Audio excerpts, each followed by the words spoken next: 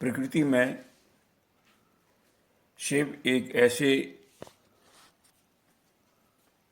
शक्ति हैं जो कि व्यक्ति के जीवनदाता हैं और सृष्टि के रचयिता हैं।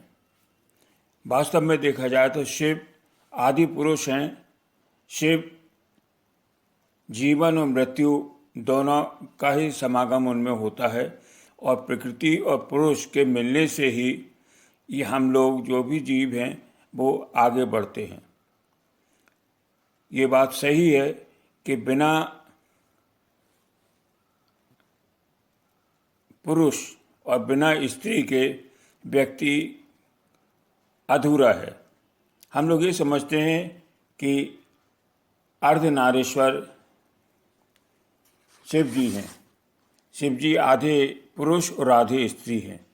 इसका तात्पर्य समझ में नहीं आया अपने हिंदू संस्कृति में कि इसका तात्पर्य क्या है। क्या शिव पुरुष हैं या शिव नारी हैं या दोनों ही हैं। इसका उद्देश्य सिर्फ यही है कि इस सृष्टि में पुरुष और प्रकृति जब दोनों ही मिलते हैं तभी जीव का विकास होता है और जीव निरंतर प्रोग्रेस करते हुए, निरंतर आगे बढ़ते हुए अपने लक्ष्य को प्राप्त करता है, सुखी जीवन व्यतीत करता है। यदि पुरुष और प्रकृति में अपनापन नहीं है, बैलेंस नहीं है, तो इस सृष्टि में तमाम प्रकार के व्यवधान उत्पन्न होते हैं। तो शिव ने ये बात बताने की कोशिश की अर्धनारीश्वर के द्वारा कि स्त्री और पुरुष जब तक दोनों में अपनापन नहीं होगा, जब तक दोनों में बैलेंस नहीं होगा, तब तक व्यक्ति अधूरा है। व्यक्ति तभी पूरा हो सकता है जिस प्रकार से पुरुष और प्रकृति मिलके ही पूरे हैं, पूर्ण हैं, उसी प्रकार से स्त्री और पुरुष एक दूसरे से मिलके, एक दूसरे से अपनापन रख के, एक दूसरे से अपनापन रखते हुए, आगे बढ़ते हुए, एक दूसरे को समझते हुए जब आगे बढ़ते हैं तभी वह पूर्ण होते हैं। इसका मतलब ये नहीं है कि शिव आधे नारीश्वर हैं, नर हैं और आधे स्त्री हैं, बल्कि ये शो करने की कोशिश की गई है कि स्त्री और पुरुष जब तक दोनों में अपनापन नहीं होगा, जब तक दोनों में म्यूचुअल अंडरस्टैंडिंग नहीं होगी, जब तक दोनों एकाकार नहीं होंगे, तब तक ना तो पुरुष पूर्ण है और ना स्त्री पूर्ण है।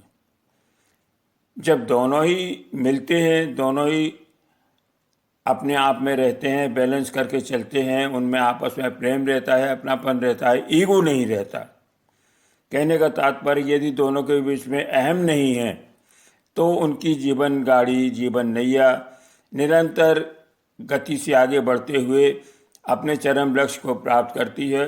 और इस प्रकार से शिव ने ये बताने की कोशिश की है कि ना तो स्त्री पूर्ण है ना पुरुष पूर्ण है जब तक कि दोनों में एकाकार नहीं हो। दोनों एकाकार नहीं है तब तक ना तो पुरुष पूर्ण है और ना स्त्री पूर्ण है।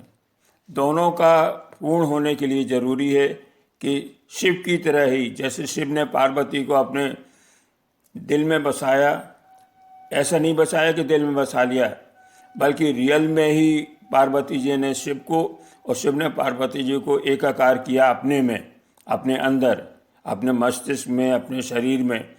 इसी प्रकार से उन्होंने ये बताने की कोशिश की कि स्त्री और पुरुष दोनों में अंडरस्टैंडिंग है, दोनों में अपनापन है, दोनों में रियल में आपस में प्रेम है। जिस प्रकार से प्रकृति और पुरुष में प्रेम होता है, उसी प्रकार से यदि स्त्री और पुरुष में प्रेम रहता है तभी वह पूर्ण है। कोई भी व्यक्ति या कोई भी जीव तब तक पूर्ण नहीं है जब तक कि प्रकृति और पुरुष की तरह उनमें अपनापन नहीं हो। दोनों एक दूसरे के बिना अधूरे हैं। इसलिए इस बात को शिव जी ने बताने की कोशिश की कि व्यक्ति के जीवन में जरूरी है कि वो शिव की तरह और पार्वती जी की तरह एकाकार हों, एकाकार रियल में ही हों, अपनापन उनमें हो, एक दूसरे को समझने की कोशिश करें।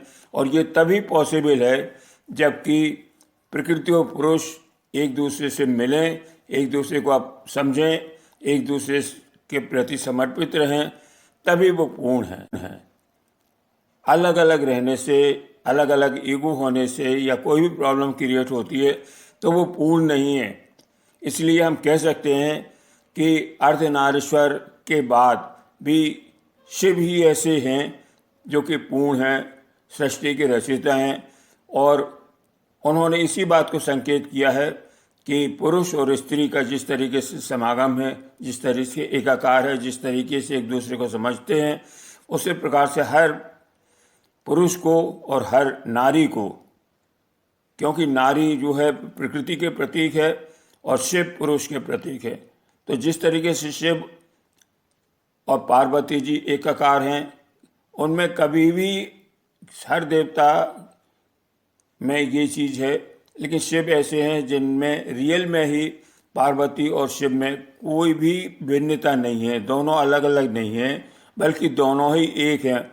और यही हम लोगों को शिक्षा मिलती है कि जिस तरीके से प्रकृति में शिव और पार्वती एकाकार हैं, उसी तरीके से हर व्यक्ति को प्रकृति के रूप में पार्वती की तरह हर स्त्री को और हर स्त्री को पुरुष के प्रति अपनापन होना चाहिए, जिससे कि वो आने वाले लोगों को अपनापन दे सकें और तभी सृष्टि चल सकती है।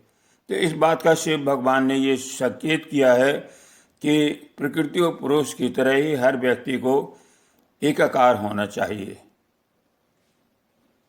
धन्यवाद, आप लोगों को बहुत बहुत धन्यवाद।